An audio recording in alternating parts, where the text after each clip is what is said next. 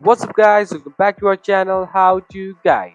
Today in this video I'm going to teach you guys how you can add social media tools or apps in Slack. So what you're going to do is just go to your Slack and you'll be having your home screen like this. So over here you'll be having three dots. Just go there and then choose the first option which says automations. And over here you'll be having different platforms like Google Drive, Google Calendar, Zoom, and many more. So let me just add Google Drive. So let me just select it, add, and it will redirect you to something called as Slack app directory. And over here you'll be having the option which says add to Slack.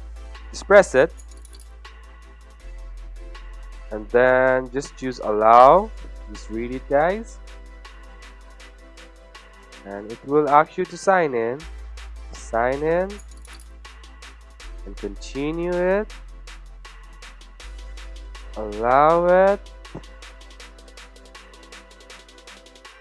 and that's pretty much guys. That's how you add a social media tool in your Slack. So you can see over here it has already been added. So that's pretty much guys, that's all. Thank you for watching our video guys. If you like our video, please leave a like and do not forget to subscribe our channel and also hit the bell icon so that you never miss an update from us.